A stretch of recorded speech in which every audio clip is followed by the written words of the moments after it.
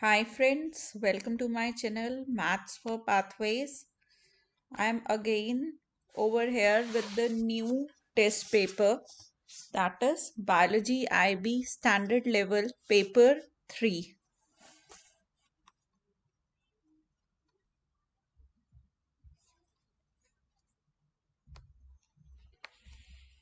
So the first question, that is from Diet and Human Nutrition. The question is, proteins contain the element nitrogen.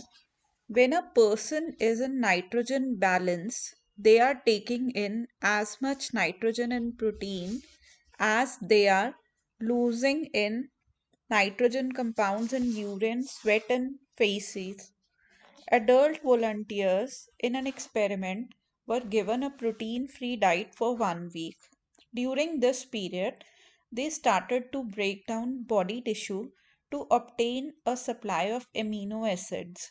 Some of these amino acids were deaminated and the nitrogen excreted as urea. Each volunteer was then given a diet containing pure protein from one food source. The nitrogen intake and loss from the body was monitored.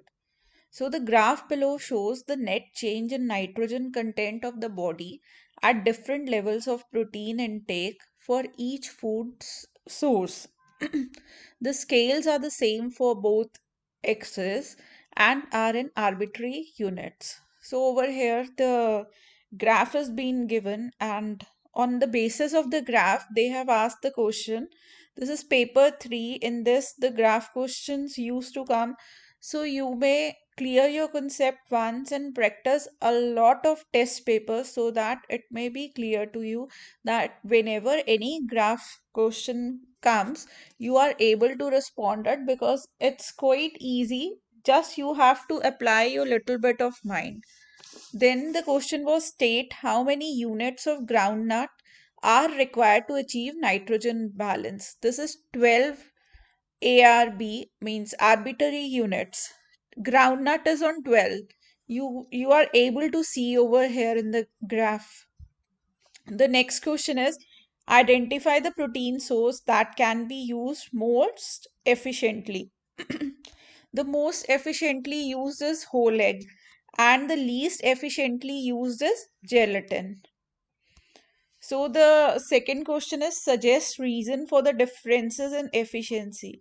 As you know, egg is high in essential amino acids and contains all amino acid. The protein is more soluble and can be digested quicker and have different primary structure, whereas gelatin lacks some essential amino acids and is low in quality protein. And as you are aware that protein is less soluble and is digested less quickly. Both are proteins, but I'm just telling you about the gelatin, that why it lacks. So the next question which has been given over here, it's like this: suggest why at higher level of protein intake a maximum net increase of protein is reached. As you know, the person is unable to store protein beyond a certain level. Person is unable to absorb more in the gut. Person is unable to assimilate more, synthesis protein faster, excess is excreted and excess is deaminated. So that's the reason. Now the next question is, state the function in the human diet of potassium. Means you have to write down the function of potassium. I can just brief you a little bit, and even I will be making a video on this. You can just see that video and then only try these question papers. Potassium, it is helpful in nerve action, propagation of action potentials, potassium pump, muscle fiber, cell contraction, maintain electrolyte balance, concentration, solute potential of body fluids. Then the next function in the human diet is given for the retinol. Retinol is the formation of for the formation of precursor of the visual purple, rhodopsin, visual pigment, functioning of rods, maintenance of epithelial tissues. That is measure the function of retinol in the human diet. Next is fiber. Fiber it ensure peristalsis efficient, help muscle of digestive system along, prevent and constipation. You might be aware of this, that your parents or the elder people used to say that eat more and more fiber because it prevents from constipation, it reduces instances of some intestinal cancers, slow passage of food along intestine to ensure enzyme action and time for absorption. Then the next question is outline one named example of deficiency disease. Any deficiency disease you can write over here, and you have to write down that what was the cause of the deficiency of that disease. Over here, I am just giving you an example of scurvy. It usually happens with the deficiency of vitamin C. Ascorbic acid deficiency, cuts fail to heal in this, teeth drop out, and gum bleeds. Ascorbic acid is needed for choline production. So you have to write down all the points that why, with what the scurvy used to happen, and what means what all happens in the body. What, like over here we have written that teeth drop and gum bleed. So whichever deficiency disease you are writing over here, you have to write down properly. Then is explain how malnutrition can be caused by economic and social condition. What is malnutrition? Malnutrition is an unbalanced diet. Overeating or undereating means when the person is not taking the diet properly, it lacks of some essential nutrients, possibly caused by ignorance due to lack of education about nutrition. Economic conditions may mean a lack of money and an inability to purchase correct food. Economic conditions of a country may make some food expensive, unavailable. Economic condition of considerable wealth may mean people buy and eat too much food and obesity. Economic condition may mean low yields due to pest or lack of fertilizer and hence lack of nutrients. Economic condition may prevent purchase of agriculture technology. Large families may lead to malnutrition. This is social or economic. Social condition may lead to intestinal diseases like dysentery, diarrhea, and hence non retention of nutrients. Social condition may lead to unrest, civil disturbance, and hence no crops and so malnutrition. Social condition pressure may force people to disorders such as bulimia or anorexia. So over here, I have tried to tell you some points about malnutrition. That exactly what is malnutrition. Malnutrition is an unbalanced diet, and what are the reasons for this? That is because of the economic and social conditions, and even I have given you the economic as well as the social conditions in this. And if you want to add something else from your side, yeah, you're most welcome. Make it more presentable, make it a little bit more lengthy, and it should be to the point, because IB is not like that you may be writing down a lot of stuff which is not useful, which is not related to the question. So be means whenever you are writing any of the answer, it should be to the point. Next is option B, that is when a person runs, each foot exerts a downward force on the ground. As it lands and pushes off from it, the forces in newtons are shown on the diagram below for an athlete on a training run at speed of 3.5 meters square. Over here, by chance I'm not having the diagram over here, because the person who have shared with me the paper, he have not shared the diagram with me, but still the questions are over here. You can make the diagram yourself if you will be able to make it. I'm just giving you the short questions so that you can even practice on that. It's like that they have given the identify the maximum downward force. Then in the second question they have asked suggests why the force is zero between about 0.23 and 0.35 seconds. C part is calculate the time taken for 10 strides. Then, as the coach suggests that the athlete should increase the frequency of strides in order to go faster, predict with the effect of this change by sketching a new line on the graph above line. E is with reference to the data in the graph suggests one injury that may be caused by training runs. It's like fracture of bones of ankle, toes, snapping tendons, tearing muscles, ligaments, sprain, twisted ankle, cartilage damage. I'm not having according to me, it's a physics question, but definitely if I will be getting some figure for it, so I will be sharing with you. You have to just take out the force over here. You have to write down the maximum downward force. What is the maximum downward force over here? Then we come to another question.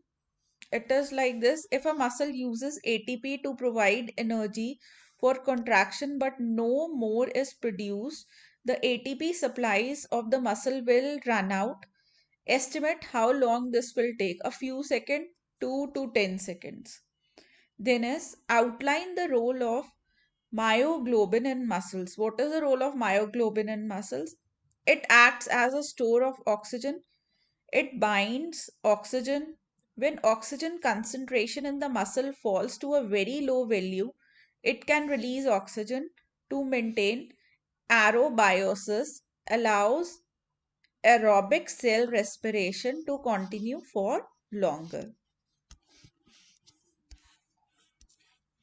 Next question is outline how an oxygen debt is repaid. I'm sorry.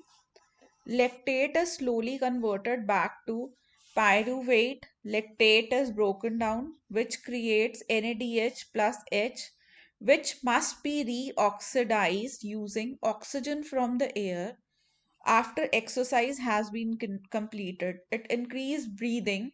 Oxygen is used to replenish the myoglobin. Some ATP producers is used to reform creatine phosphate. Next question is explain the role of inhibitory neurons in coordinating the activity of antagonistic muscles at a joint. This came for 4 marks. The answer was like this: inhibitory neurons release transmitters across synapses that make some synaptic membranes less sensitive to transmitters from excitatory neurons. This may be done by blocking some receptor sites competitively so that one muscle does not contract with the other does. Definition of antagonistic muscles: the contraction of one muscle of a pair stimulates the inhibition of the other muscle of the pair. They allow fine tuning of the control processes. They enable all muscles to be partly working and therefore ready to contract at short notice. The next question is of evolution. It's written over here like this: when coal burns, the sulfur in it is changed into sulfur dioxide. Above a certain concentration, this gas is poisonous to all plants. Scientists collected seeds from geranium plants at two distances from a coal burning power station. The seeds were germinated under the same condition and plants then exposed to an SO concentration for 8 to 12 hours in controlled chambers. The amount of leaf damage is shown in the charts below. You can see the chart over here. Number of plants and percentage of leaf area killed. So the first question was over here. Compare the effect of SO on the two population. The mean percentage of a leaf area killed is much lower for the population 0.6 kilometer from the station. The median is higher for the 60-kilometer population. Greater percentage of leaf area killed at 60 kilometer. Leaves are damaged in both of the population. Identify which population is most tolerant of the SO pollution. Yeah. Population 0.6 kilometer from the station.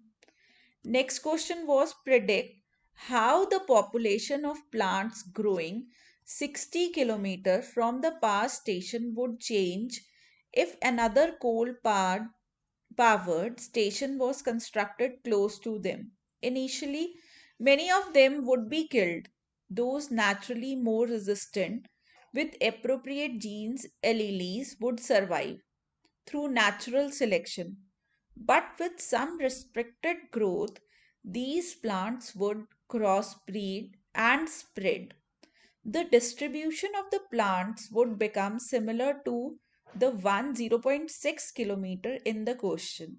The population would evolve to become more resistant. Next question is outline the major development that took place on Earth from its formation until just before the appearance of life. So, I have given a brief answer over here. Cooling of the Earth's surface and interior, release of water from the interior to form clouds. Condensation of water happens. Rain, seas, and from rain, seas, and river forms. They build up of gases released from the land and sea hydrogen sulfide, methane, methanol, reducing atmosphere created electrostatic charges creating lighting. Various organic chemicals are created. Next is outline how biochemical variations can be used as an evolutionary clock. Protein, polypeptide, DNA, genes, sequences change due to accumulation of mutations. Rate of change is relatively constant, measuring biochemical differences between species. Discuss the importance of cultural evolution to humans.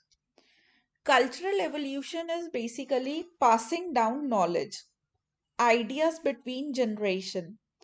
Example of cultural evolution, example art, agriculture, language, technology, possibly more important than genetic evolution. There may well be an inherited capacity to acquire culture, knowledge, education, increases survival chances. Culture is changing very rapidly.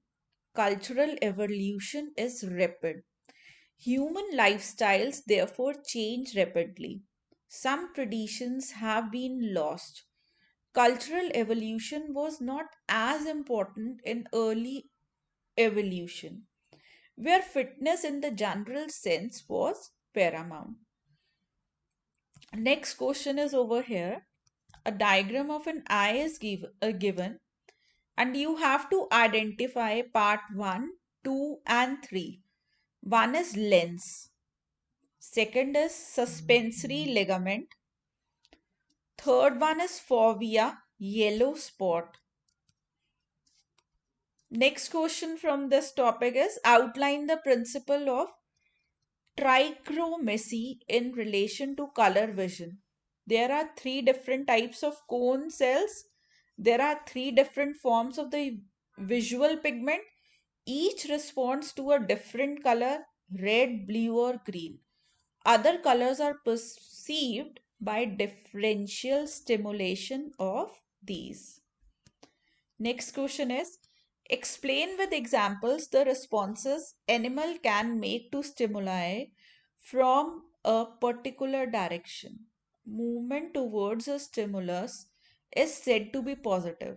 Movement away is said to be negative. Such responses of the whole organism are called taxes. The responses enable animals to move towards something beneficial. The response enable animals to move away from something harmful. Responses may also involve greater speeds. Suitable named example of a positive response, suitable named example of a negative response. In option F, it's from Applied Plant and Animal Science.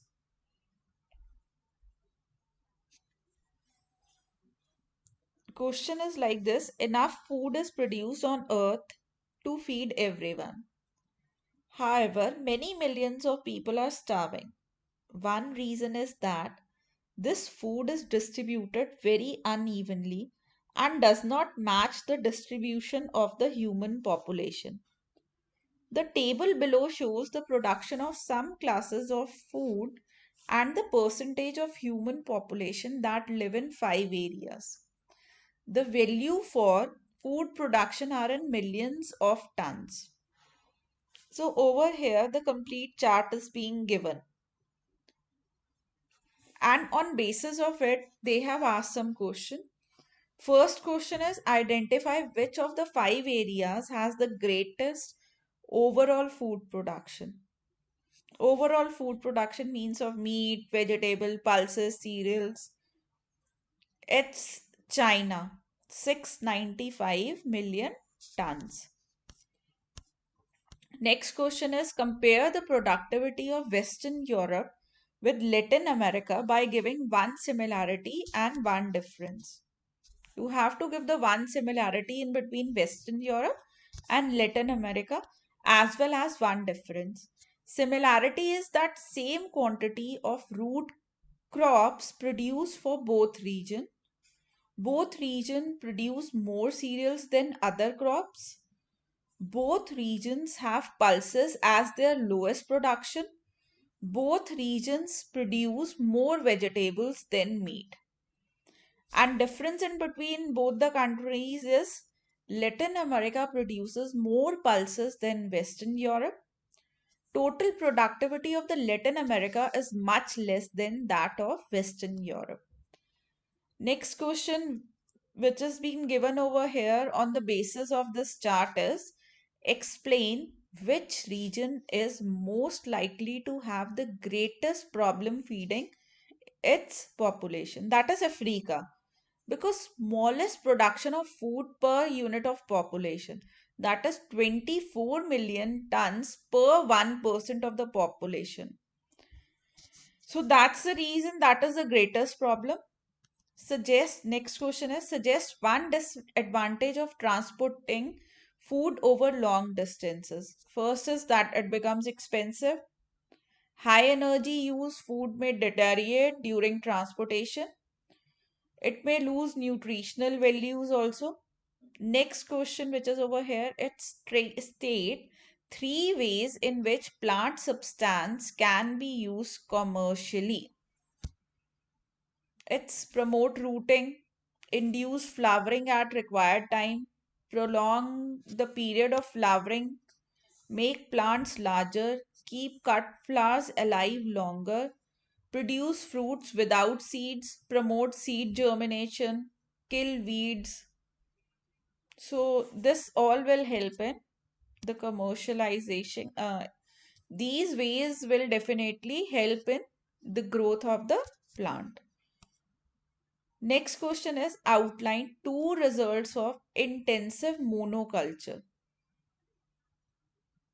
First is nutrient depletion, pest invasion, increased crop production, and more efficient land use. Next question is discuss the use of growth hormone in livestock production. It's like faster growth, extended milk yields, more meat, improved efficiency of feed conversions, higher profits, possibility of residues affecting humans, consumer resistance, concerns over animal welfare, suffering. Next question, G part, is from ecology and conservation. This I'm telling you again, this is the paper 3. So you have to apply a lot of mind. Basically, this is graph based or chart based. So you have to see it properly and then you have to answer the questions accordingly. I will be discussing many questions with you. I will be discussing many years papers with you. And I think so that the end of means when your exams will be coming, basically when the course will be over, then definitely you will be able to do all these questions, because I will be practicing with you a lot of questions. And you may try these questions again and again when your teacher in the class completes any of the chapter. You can just pick up these questions and you can solve it yourself. First question is, several years ago there was a sudden change in the population of two species, Monodonta and Ceberlaria, along the coast of South Wales. These organisms are small marine animals found attached to rocks. The changes are shown by means of the pie chart. The size of the circle indicates previous abundance. The size of black sector represents the portion of animals killed. Over here it's been given.